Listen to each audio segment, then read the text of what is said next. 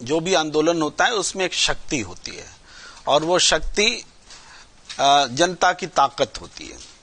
अब इस ताकत से सरकार को सचेत रहना होता है कि उससे आंदोलन के कारण लोगों को परेशानी न हो, आंदोलन के कारण कानून व्यवस्था की स्थिति न बिगड़े। ये तमाम चीजें चिंता करती है सरकार। एक डॉक्टर समूह जब हड़ताल पे जाता है तो मरीजों की मरने की आशंका रहती है, तो इसका मतलब थोड़े है कि डॉक्टर जो है मरीज का विरोधी है घोषित कर दे। इसका मतलब डॉक्टर को अधिकार नहीं है आंदोलन करने का।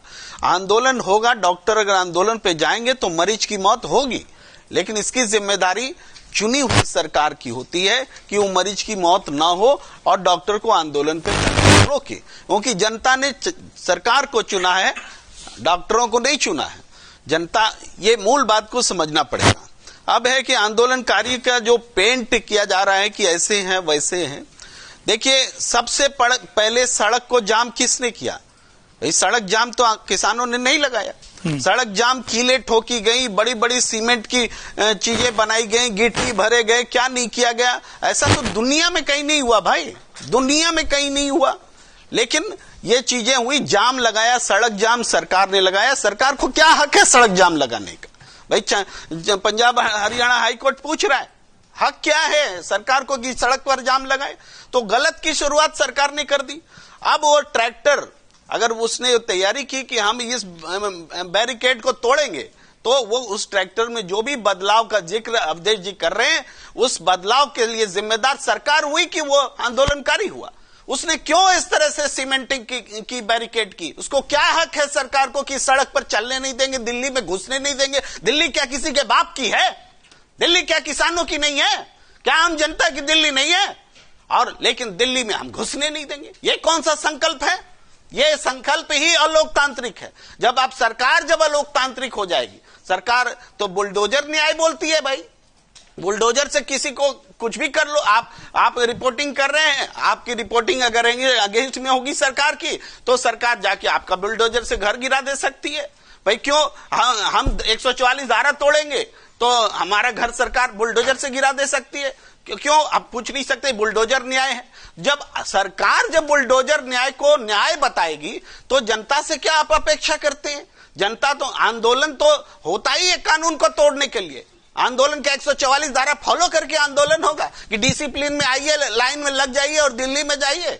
आंदोलन होता है सरकार को झुकाने के लिए, दबाने के लिए, बात करने के लिए, सहमति पर पहुंचने के लिए। ये एक प्रेशर होता है। अब इस आंदोलन को आप पूछ लीजिए, ये क्या विपक्ष में भारतीय जनता, कौन पार्टी है जो विपक्ष में नहीं रहा और सत्ता पक्ष में नहीं रहा इस देश में?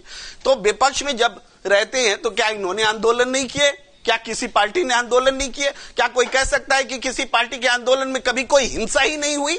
हिंसा भी हुई है और हिंसा को बर्दाश्त भी किया गया है। यहां तक कि जेलों में भेज दिए जाते हैं, बहुत सारे मुकदमे दर्ज किए जाते हैं, सारे मुकदमे वापस लेते हैं, इसके बावजूद कि उसका नेचर क्राइम वाला होता है आंदोलन के दौरान। क्यों? क्योंकि फाइनली हम समाज में एक व्यवस्था चाहते हैं।